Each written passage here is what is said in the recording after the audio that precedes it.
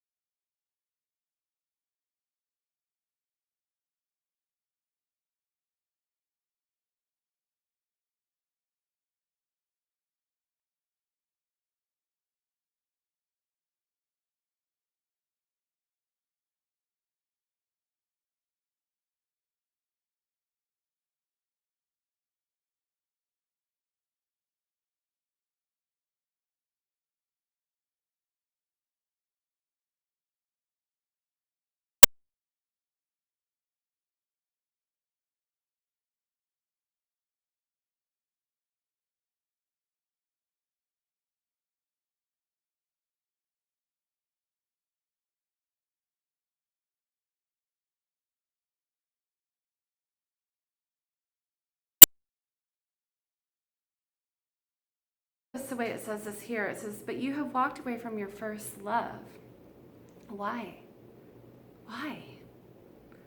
That's the question. Why? I think from a religious mindset, we can look at that and be like, I shouldn't feel this way. I shouldn't do this. I shouldn't do that. But this is the question. Well, what's your why? Why have you walked away from your first love? Everybody might have a different why.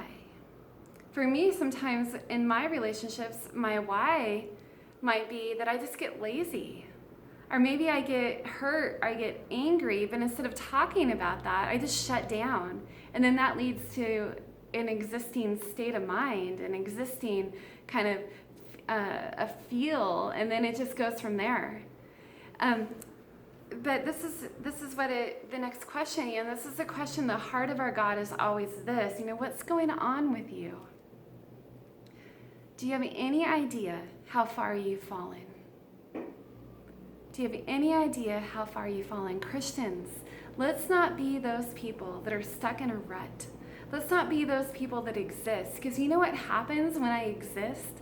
You know what happens when I'm stuck in my rut? Is I lose my ability to pour into the lives of others, which is my purpose. That's why God has changed me and He's changed my heart to be part of the kingdom work that's happening, right? But when we're existing, we lose our ability to do that. When I'm existing in my marriage, what happens is that it's a top-down effect, right? And it trickles down to my kids. And then, you know what happens? Is then we're not able as a family unit to be all that God called us to be. We're not able to truly bless others around us because we're stuck in our own rut, right? But you see, I believe that my family, your family, was designed on purpose by the living God. And we, as people, individual units, complement one another. So my strengths are different than my husband's. My strengths are different than my kids'. But when we can understand who we are, and then we can come together and complement one another, that's when we become an effective force that's able to go out into our world and love on people with the love of Jesus in a powerful, powerful way. Not a religious way, but a real, connected, powerful way. Because we're connected with each other, we're not existing to each other. But again, it all does come back to being able to not exist with my God, but to be fully connected, fully alive, right? Fully, God's love just pouring into my heart. But my why would I want to miss out on that? I don't want to miss out on that. I don't want to miss out on all that God has for me. I don't want to miss out. So I just want to invite you this morning to take a look, take a minute to do a little heart check and ask yourself, am I existing in my life? Am I existing maybe in my relationships? Am I just existing in my relationship with God? Or am I fully alive? Am I fully connected? Am I passionate? Am I enjoying my time with God? Am I laughing? Am I crying? Do I feel emotions? Am I alive? Because you see, from that place of life is what's gonna impact our families, what's gonna impact our world. So let's go and keep reading. I love this next passage. It says this. It says, turn back, right? Turn back. Well, to turn, that means there's some volitional movement on my part that I voluntarily want to turn back. So first of all, my eyes need to be open. Wow, I am existing. Step 2, okay, I'm going to volitionally, intentionally make a turn back to my first love. God, captivate my heart with your love. I know you're there. I don't want to live in this numb state of numbness that I'm living in, right? Okay, so the next it says, turn back, recover your dear early love. No time to waste. For I am well on my way from removing your light from the golden circle. Ooh, there's no time to waste, you guys. If this message this morning describes your life right now, there is urgency. There is no time to waste. And I think it talks about a Lucifer fall. Well, what does that mean? Well, Lucifer is very deceptive, but Lucifer was very prideful, right? So he wanted his own glory. But the thing is that when we turn back to God, the first thing, when we're falling, when we're existing, we lose all, it becomes like a tunnel vision, and we lose all sense of urgency.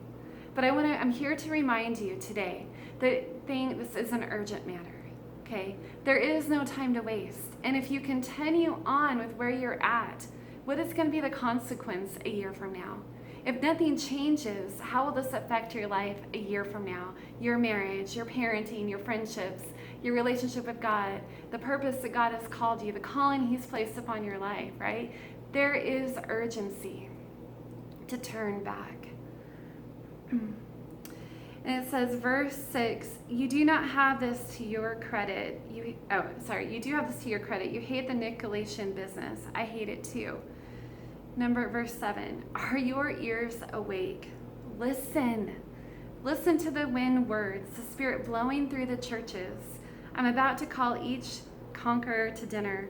I'm spreading a banquet of the tree of life fruit, a supper plucked from God's orchard. I want to read this again. Are your ears awake? Are your ears awake? Are you listening?